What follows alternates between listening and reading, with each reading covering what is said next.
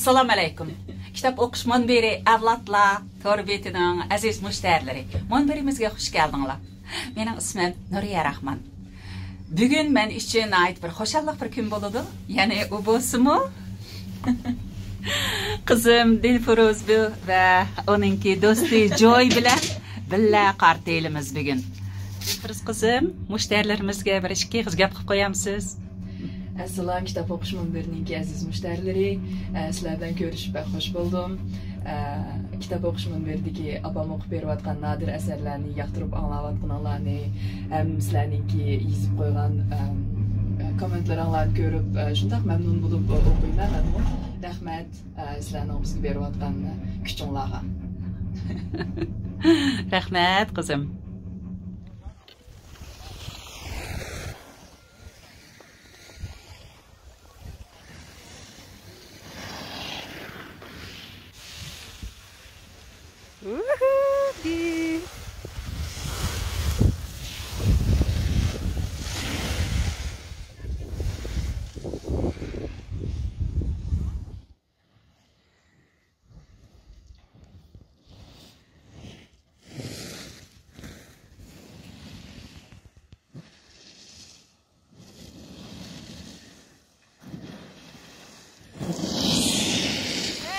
Super!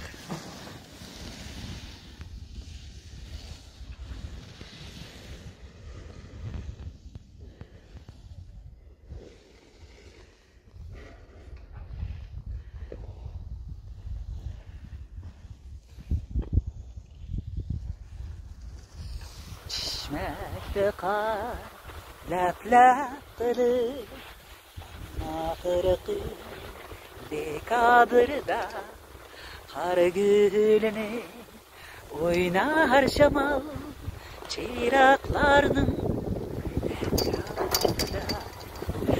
yaşanatlı binalardır, anlanmakta çok kıynaba. Kimler ıssız öyleriyle, kimler oynar sokalarda. Assalamu alaykum. Munbirimizga xush keldingiz. Aldı bilan yuqorqi qisqa sinni ko'rib, Chilsariyaning go'zal tog' manzaralaridan bahramand bo'lishingizni tilayman. Andin bugun Navro'z bayrami. Hammamizning Navro'z bayramimiz qutlug' bo'lsin. Navro'z Farscha Navro'z degan so'zdan kelgan bo'lib, ana tilimizda tadrijiy tovush o'zgarishi yasab Navro'z deb qabul qilingan.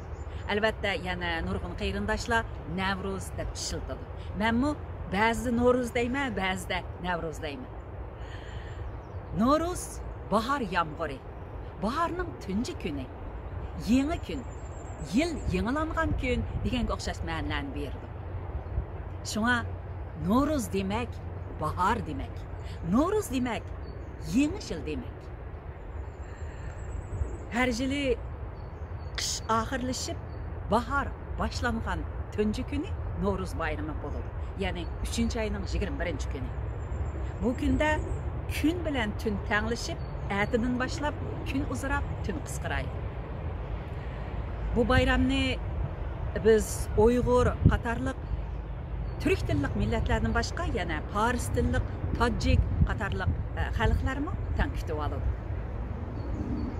Bugun mana shu Navro'z bayrami munosabati bilan sizlarga o'qib berishni tanlagan asar Yalqin Ro'zining Loy qal'aning siri nomli bu kitobiga kirgizilgan Nanjingda Navro'z. Qisqa bir sharhlab o'tib ketishni muvaffaq ko'rdim. Ya'ni Yalqin Ro'zi, Abduqodir Jaloliddin qatorliq sarkillarimiz 90-yillarning o'ttirlaridan boshlab 20 yildan ortiq vaqt ana diyorimizning cho'ng kichik shaharlariga, idora organlariga, maktablarga berib leksiya so'zlagan. Bu orqali jamiyatda paydo bo'lib atgan nachar xohishlarni qamchilash, bo'libmi xalqimizning milliy kimlik engini mustahkamlash uchun ko'p ajr qilgan.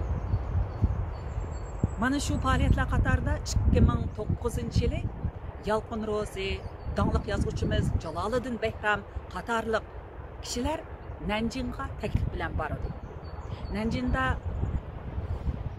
Jungo Dengiz Okean Universiteti, Sharqi Janub Universiteti qatarlıq maktablarda o'qiyotgan 300 ga yaqin Uyg'ur studentga nutq so'zlab, ya'ni leksiya so'zlab Nowruz bayramini nihoyatda xushalliq kutib oladi. Ishonamanki, shu qitimliq Nowruz faoliyati leksiya berguvchilar uchun ham shundaqla leksiya anglagan studentlar uchun muqarrar ahamiyatli unutilmas bir Nowruz bo'lgan. Agar kitob o'qish munbirimizdagi mushtarlar orasida yoki mazkur videoni anglagan qarindoshlar orasida shu qitimliq Nowruz bayramining ishtirokchilaridan bo'lsa, o'zinglarning shu vaqtdagi ta'sirotlaringlarni sexiylik bilan o'rtoqlashishinglarni umid qilaman. Xo'sh, men hozir Janvadagi botanik bog'chisida bayatim beri qarsam u yoqdan bu yoqqa o'tgan odamlarmi xeyli ko'p bo'libmi, kichik traktor shu bog'chada ishlaydiganlar bu yoqqa haydab o'tadi ekan. Shunga biroz ta'sir bo'lishi mumkin, lekin menimcha to'g'ri tushundingizlar. Shundaqmi? Endi bir yana tepib asarni o'qishni boshlaylik. Yaxshi joylashib oldim. Endi asarni o'qishni boshlaylik. Nanjingda Nowruz. Jahonda zodi qanchalik bayramning borligini bilmaymiz. Ammo mashhur diniy bayramlar, siyosiy bayramlar, urf-odat bayramlari, milliy bayramlar unchalar ko'p emas. Shu mashhur bayramlar orasida Nowruz bayrami alohida o'rin tutadi. Chunki bu bayram Turkiya, Iran, Qozog'iston, O'zbekiston qatorliq davlatlarda mustaqillik bayramidek dog'dug'liq o'tkaziladi. Bu bayram yana 50 ga yaqin milliy rayonda cho'nqur milliy iftixor bilan tantanlik o'tkaziladi. Hozir dunyoda bu katta milliy bayramni o'tkazganlarning soni 300 milliondan oshadi. Uyg'ur xalqimi 2000 yildan ortiq vaqtdan buyon bu an'anaviy tabiat bayramini o'zining katta milliy bayrami sifatida alohida muhabbat bilan o'tkazib kelgan. Shu jarayonda qo'yiq milliy va yerlik alohidlikka ega Nowruz madaniyatini shakllantirgan. Kiyinish, tarinish, yemak-ichmak, nag'ma-navo, qo'shiq, beyit, tanarkat qatorliq sohalar bo'yicha xaslashgan bu Nowruz madaniyati xalqimizning moddiy va ma'naviy turmushining bir qismi bo'lib ifodalanib, milliy hayotimizdagi eng yorqin hodisa sifatida davom qilib kelgan. 1933-yili 4-oyning 12-kuni Urumchida yuz bergan siyosiy o'zgarishning o'q ovozlari ichida Jinshurning 5,5 yil davom qilgan hukmronligiga xotim berilib, Shingsayning 11,5 yil davom qilgan milliy tarixlik hukmronligi tiklangan.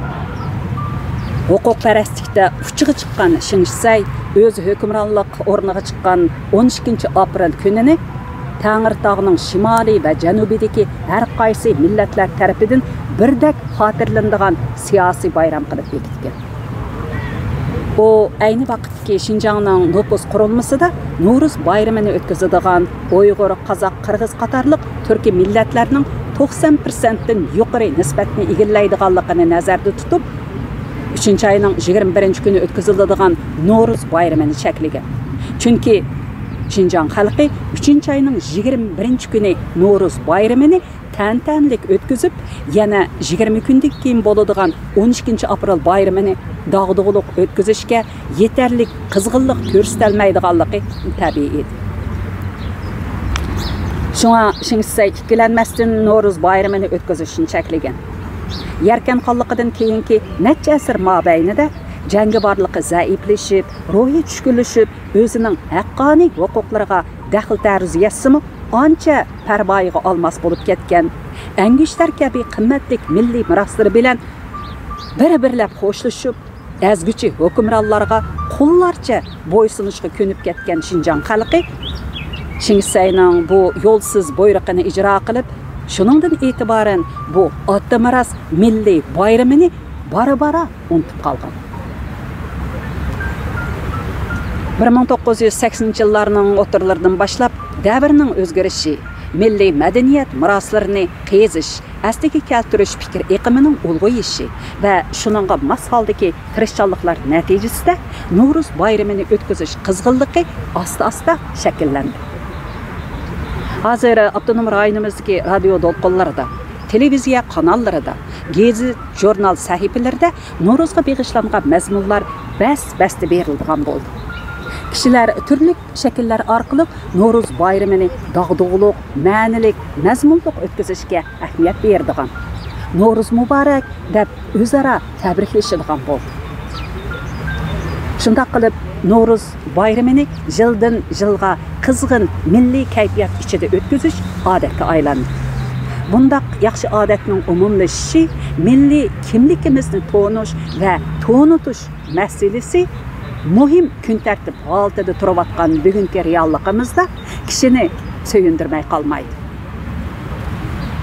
An'anaviy odat va aqidalarimizga tamoman yot bo'lgan milod bayrami, ya'ni Rojdestvo bayrami, oshiq ma'shuqlar bayrami deganga o'xshash allakimlarning bayramlarini qilchi yaklamay, oddiy miros bayramlardek bemalol o'tkazishga ko'nib ketayotgan bugungi yosh o'smirlarimizni farq etish tuyg'usiga ega qilish va masalalarga prinsipal pozitsiya tutadigan qilish sal qaraydigan masala emas.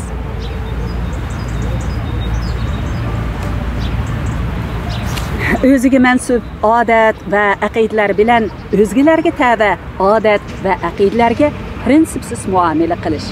Oqibatda yenik bo'lganda milliy kimligimizni ig'ir darajada qo'lg'aydi xolos.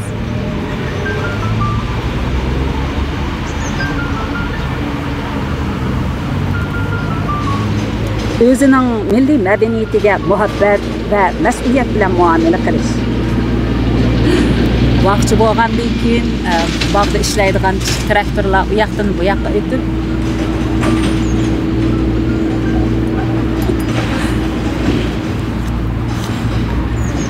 o'zining milliy madaniyatiga muhabbat va mas'uliyat bilan muomala qilish, an'anaviy odat va aqidalarni saqlash, soplashtirishga tirishish jihatda avangardlik rol o'ynayotgan kishilarning kunsari ko'payayotganligi bizni passiv kuch bilan aktiv kuch, andisha bilan umid, o'tmish bilan kelajak, orzu bilan reallik, an'ana bilan zamonaviylik qatorliq omillar ustida cho'nqur o'ylarga g'arq qiladi. Kuzatish, selishtirish natijasida ishonch va umidvorlik oxirgi tanlashimiz bo'lib qoladi. Gerçi bir odamning vujudida ishonch va umidvorlik ruhining bo'lish bo'lmasligi axloq va qonun nuqtasidan masala hisoblanmasimi? Ammo u kishilik hayotning qimmati nuqtasidan eng muhim omil hisoblanadi. İşenç ve ümidden ayrılgan adamның hayatı halokat g'origa mansub hayot hisoblanadi. Ro'shanki real turmushda ishonch va umidvorlik gohida ishki omil tarafidan belgilansa, gohida tashqi omil tarafidan belgilanadi. Shunga biz hayot musobasidagi mushkul davollardan gohida qalbimizning qat-qetidan urg'ib chiqayotgan ma'naviy kuchga tayinib ochsak, gohida hamrohlarimizning jasorat beg'ishlaydigan qiyrindoshlarcha mehr muhabbatiga tayinib ochimiz. Demak, bir-birimizga ishonch beg'ishlab, umidvorlik ruhimizni urg'utish, rahimsiz raqobat qaynamlarida mavjudlik va taraqqiyot masalasini hal qilish ta'xirsiz bo'layotgan bugungi sharoitda intayin muhim ish bo'lmoqda. 2009-yillik Navro'z bayrami men uchun o'zaro ishonch va umidvorlik beg'ishlash ahamiyatiga ega unutilg'isiz bayram bo'ldi. Men bu yillik Navro'z bayramini o'ylamagan yerdan Nanjingda o'qiyotgan Uyg'ur studentlar bilan o'tkazish fursatiga muyassar bo'ldim. Nanjingdagi Sharqiy Janub universiteti va Jungo Dengiz okean universiteti qatorliq donliq universitetlarda o'qiyotgan 300 ga yaqin Uyg'ur o'quvchi bu yillik Navro'z bayramini birlikda o'tkazish maqsadida Şinjan'dan 5 kişini teklif qilishni o'ylashibdi. Ular arzusini o'zlari bilan qo'yib munosabati bor Xotan Cherilik Qashtash savdogari Akbar Hojimga aytibdi.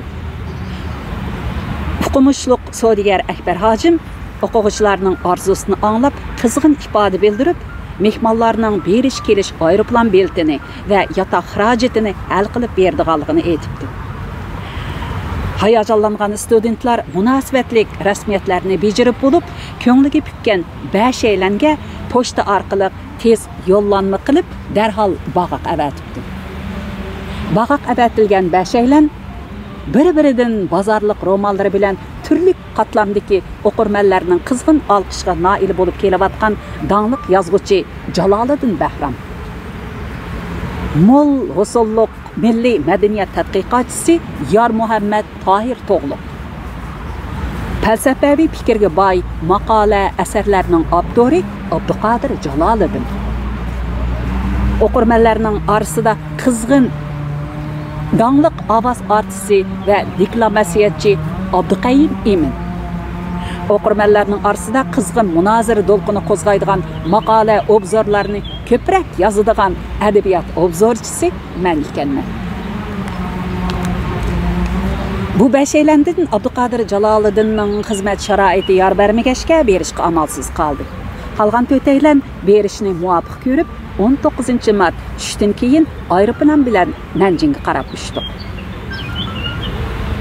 Aeroplan Urumchi osmonini yerim aylanib, Bo'g'da tog'larini bo'ylab ketayotganda, men yenimda aeroplan ko'znikidan Bo'g'da tog'larining hayvatlik manzarasiga tikilib o'tirgan Jaloliddin Bahram apandiga ko'nglimga pukib kelgan bir planni aytdim.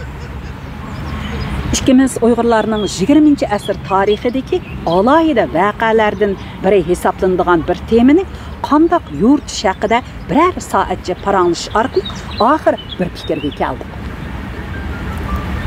Biz bu planni vaqtincha sir tutishga tutishdik. Bu mening 2009-yilda amalga oshirishni o'ylagan planlarim uchun aytganda nihoyat ahamiyatli bir ish bo'ldi. Mana bu safarning boshlanishila xayrlik bo'lgan edi. Biz 4 soatcha uchib, Aryatga bo'lganda Nanjingga yetib bordik. Qo'llarida gul tutgan Bahram boshliq bir necha o'quvchilar vakili bizni aerodromda kutib oldi.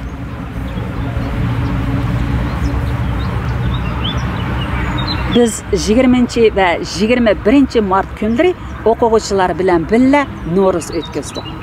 Hürmet uşqollari chiqib turgan ko'zlar, shodlikqa to'lgan chiroylar, ma'nilik savollar, yorqin javoblar, o'tliq tilaklar, qizg'in fikrlar Nanjindagi bu No'ruz bayramini unutilmas ma'niga ega qildi. Biz to'taylan ruhiy urg'ib turgan bu o'quvchilarga turli temada chiqinaydan nutq so'zladik. So'rgan savollarga javob berdik. Mijazi uchiq yo'ruq, hikoya so'zlash jihatda alohida mahoratga ega Jaloliddin Bahram apandi qiziqarli bayonlari bilan studentlarni to'la kuldirib, teliqtirib etdi. Qizg'in hissiyotga boy Yor Muhammad Tohir To'g'liq apandi bo'lsa,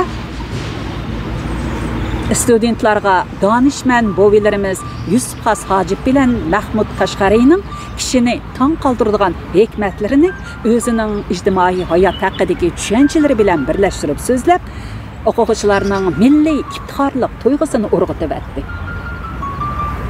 Ovozi odamni asir qilib oladigan sehriy kuchga ega deklamatsiyachi ham shoir Abduqayyim Imin oliy maktab hayotida bilib bilmay sal qarab oson sodir qilib qo'yadigan savalliklardan qandoq saqlanish, qaysi ishlardan bakrak nazar aylash kerakligi to'g'riliq o'quvchilarga oqiliq talaffuzida samimiy so'zlar qilib, ularni xeyla sagaklashtirdi.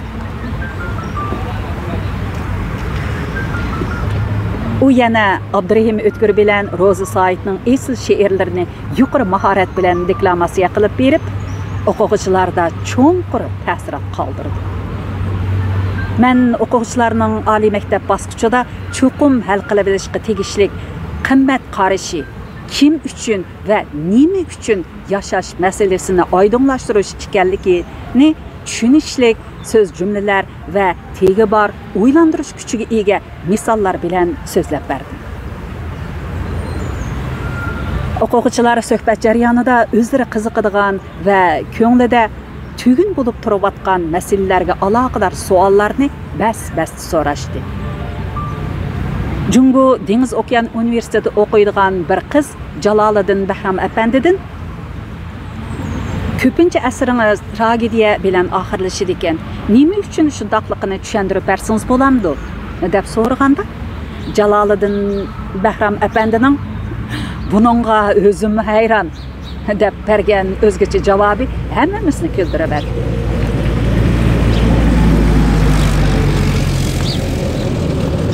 Bu tabiiy javob menda alohida ta'sir qoldirdi. Realistik ruhga yozuvchi prototip asosi bor personajlarning kulpaklik taqdirini pardozlab, o'zgartib yozishga amalsiz edi. Meningcha Jaloliddin Bahram apandining romanlaridagi personajlarning fojialaridan o'zlarining hayot qismatlarini ko'rib yetgan bir qism o'qirman bu savolga qanday javob berishni obdan biladi. Kishilik jamiyatning murakkab sahnasiga texi qadam qo'ymagan bu sodda o'quvchilar ko'pni ko'rgan vijdonliq yozuvchining asarlaridagi ochiq tragediyadan hayron bo'lmay qolmaydi. Chunki oliy maktab qo'ynidagi darsxona, yotoq, kutubxona, oshxonadan iborat 4 bo'lumliq tar dunyoda yashab, romantik his tuyg'ularga g'arq bo'lgan holda xotirjam o'qiyotgan qiz-yigitlarning nazarida kishilik hayot to'liq go'zal edi.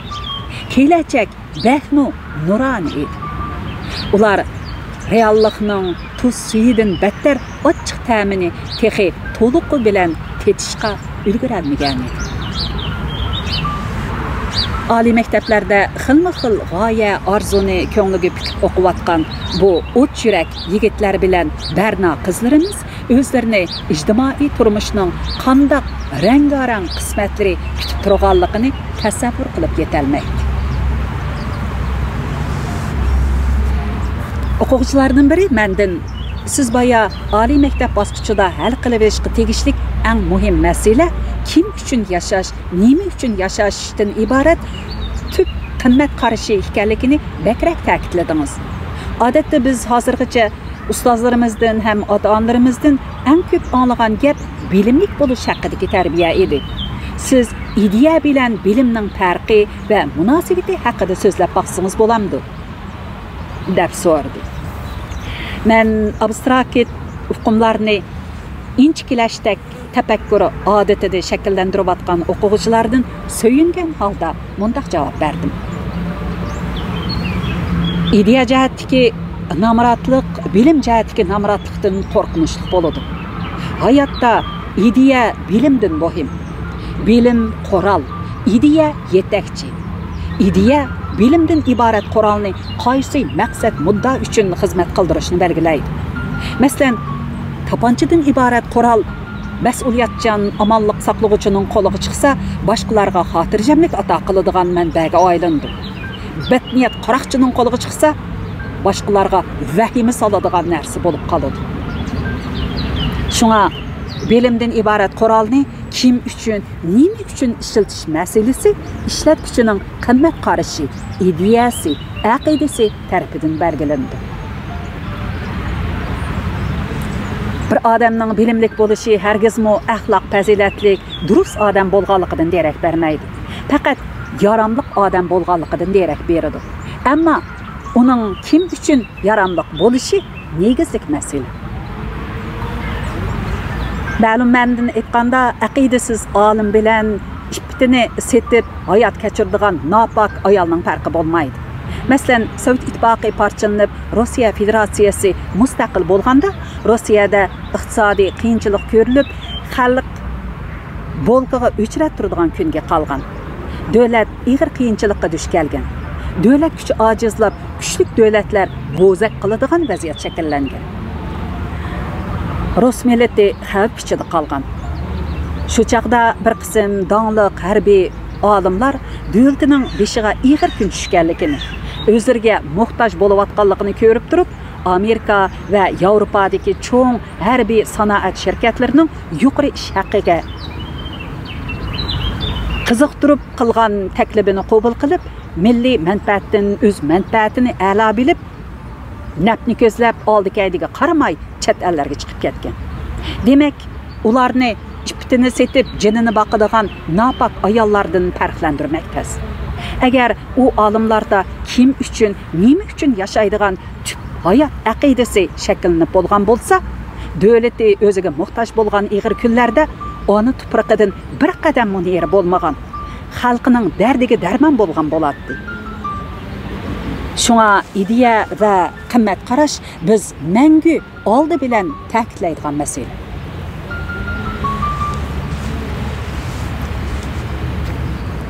O'quvchilarning savollari tugaydigandek emas edi. Ularning ba'zilari savol so'ramoqchi bo'lgan savoliga o'zi javob berib ketadi. Gahilarning savoli javob bo'lib ifodalanadi. Savollar jamiyat, hayot, ma'arif, adabiyot, san'at, milliy madaniyat, xizmat qatorliq sohalarga munosabatli bo'lib, bir-biridan cho'nqur, bir-biridan ahamiyatli edi. Biz to'taylan bu qiziqish va o'ylanish doirasi keng o'quvchilarni javoblarimiz bilan qanoatlantirishga tirishdik. Hech kimning ana tilida ilib berilayotgan bu ko'ngillik suhbatni uzib qo'yg'isi kelmaydi. Vaqt uzrab ketgachga oxir ularning o'qituvchilari so'z qilib suhbatni oxirlashtirdi. Biz o'quvchilarning ehtiyojini nazarda tutib, Örümçidən 3 yaşlik kitap elib alğan edik. Ular bizning bu sovg'imizdan to'liq xo'shal bo'lishib ketdi. Ularmı bizga ma'nilik qilib, Picasso markalik donliq qalamdan birdan sovg'a qildi. Jaloliddin Bahram apandi bizga vakolatan rahmat aytib, biz sizlarning atay qalam sovg'a qilganliklaringlardan ham mamnun bo'ldik, ham besim his qildik. Biz sizlar sovg'a qilgan mushu qalam bilan xalqimizni rozi qiladigan asarlarni yezishtirishimiz. Sizlar bergan bu qalamning siyohiga hargizmi suv qo'shib qo'ymaslikqa va'da beramiz, dedi. O'quvchilar bu katta yozuvchining so'ziga uzoq chavak chelishdi. Shu chaqda esimga shoir Abdurahim O'tkirning mono ruboisi keldi. El üçün yugursak qog'ozda qalam, tog'larning beshiga chikarsan alam. Va lekin suv qo'shib qo'ysang siyoqqa, izlaring tez o'chib chekarsan alam. Jungo Dengiz Okean Universitetidagi o'quvchilar bizga Şinjanlik o'quvchilar oshxonasidagi kitob ishkabini va ishkabdagi kitoblarning tizimligini bir-birlab ko'rsatdi. Ular o'zlarining ana til, madaniyati bilan bo'lgan cho'nqur rishtasini mustahkamlash maqsadida bir amallar bilan bu apchil tarim kutubxonasini barpo qilib chiqibdi.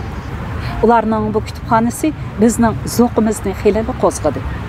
Ularning ana diyardan yiroq joyda o'qish va yashash jarayonida o'zlarining milliy madaniyat yiltiziga bo'lgan o'tdek qizg'in hissiyotini saqlab va kuchaytirib turayotganligi bizga alohida ta'sir qildi. Ularning bu bir ishkaplik tarim kutubxonasini zo'raytish haqida o'quvchilarga chiqargan murojaatnomasini o'qisak, mundaq qurlar chaqnab turadi. Hammamiz ko'ngil bo'lib, tan kuchaydigan bo'lsaqla, kutubxonamizdan iborat bu kichik eqin cho'qim tarim daryosidek zo'r eqinga aylanib, chanqigan dillarni qondirg'isi.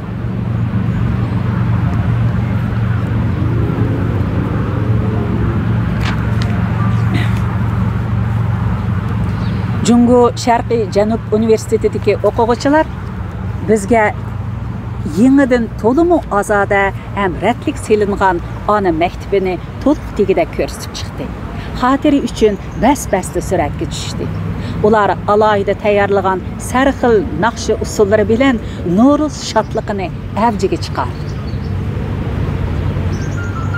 Biz Nanjingdagi o'quvchilar bilan No'ro'z bayramini birga o'tkazish jarayonida ularning qiziqish doirasining kengligini, milliy ong tushanchalarining yetilayotganligini, milliy madaniyatidan sharaf his qildiganligini, milliy kamsitish tuyg'usining yo'q deyarlik ekanligini his qildik.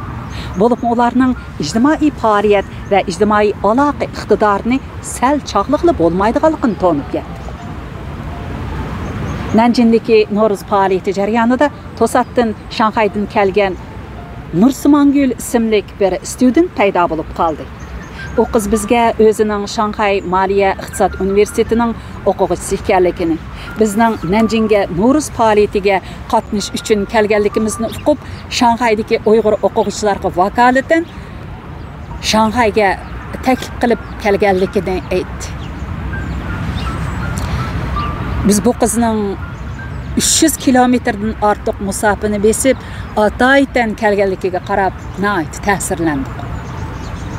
Axir maslahatlashib borayli dedik. Daniyaning bir xalqarалық cho'ng shirkatining Yangju shahridagi tarmoqida injenerlik qiladigan Osimjon ismli qo'rg'osliq yosh mutaxassis bizni Shanxayga birga ilib boradigan bo'ldi. Osimjon Nanjingdan Shanxaygacha bo'lgan safarda bizga ishki o'lkalardagi Jungo va chet ellarning xalqarалық cho'ng shirkatlarida ishlayotgan o'ziga o'xshash yoshlar haqida nihoyat ko'p uchur so'zlab berdi. Biz ularning raqobat keskin bo'layotgan bugungi dunyoda bilim, qobiliyat va sapo jihatda boshqalarni qoyil qilib, yuqori ish haqi elib, tegishli hurmat tepib ishlayotganligiga opirin o'qidik. Nanjingdan Shanxaygacha bo'lgan safarda Jaloliddin Bahram apandi Nanjingdagi studentlardan ayrilib, ko'ngli yerim bo'layotganligini, 2 kun jarayonida ularga icharkishib, amroq bo'lib qolganligini, ularning savollarining quloq tubida jaranglab turayotganligini, qarshi olgan, uzatgan chog'dagi hayajonli chiroylarining ko'z oldidan ketmayotganligini so'zlab, bu qitimqi Nanjingdagi No'ro'z faoliyatining haqiqatan unutilg'usiz bo'lganligini aytdi. Ondan hammamizga vakolatan o'quvchilarning umidini yerda qo'ymagan ma'rifatparvar sodigar Akbar Hojimga rahmat aytdi.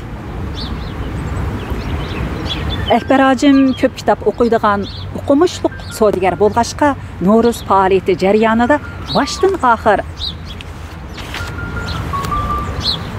savol suhbatlarda birga bo'lib, biz to'g'riliqmi cho'nqur ta'sirotga ega bo'lgan edi. U bizga bu qitimqi faoliyatning ahamiyatining o'ylig'idan ortiq bo'lganligini, mushundaq uchrashtirish faoliyatlarini bundan keyin davomli tashkillashga kuch chiqarib, studentlar bilan ziyolilar o'rtasida ko'rik bo'lish irodasiga kelganligini samimiylik bilan bildirdi. U yana Uyg'ur tili yozig'ida nashr qilingan kitob, jurnallarni setib olib, Nanjing, Shanxaydagi bir qism oliy maktablardagi o'quvchilarning dastlabki qadamda birdan ta'lim kutubxonasi qurib olishiga kuch chiqarganligini aytdi. Biz Shanxayda Shanxay Moliya iqtisod universitetidagi o'quvchilar ham ularning bir qism o'qituvchilari bilan yarim kun suhbatda bo'ldik. Xotira suratga tushdik. O'quvchilar suhbat jarayonida o'zlari qiziqadigan, ko'ngil bo'ladigan, tushunishni xohlaydigan masalalarni bas so'rashdi. Kayfiyat ozoda suhbat nihoyat ahamiyatli bo'ldi. O'quvchilar biz bilan qiymag'an holda xo'shlashdi. 2009-yili 5-aprel Urumchida yozildi. Xo'sh, yana bir ta'kidligim kelyapti. Ayni chog'da Nanjingda yoki Shanxayda Yalqin Ro'zi qatorliq mana shu sarkilarimizninki leksiyasiga qatnashgan qarindoshlar bo'lsa, shu vaqtdagi ta'sirotlaringlarni munberimizning kitob o'qish munberimizningki inkos supisida yozib qoldirib, biz bilan o'rtoqlashishinglarni Töven qo'lliq bilan o'tinib so'rayman. Ma'qulamsa, hammanglarning No'ro'z bayramiga takror muborak. Kelar qitimliq anglishimizda ko'rishaylik. Xayr xo'sh.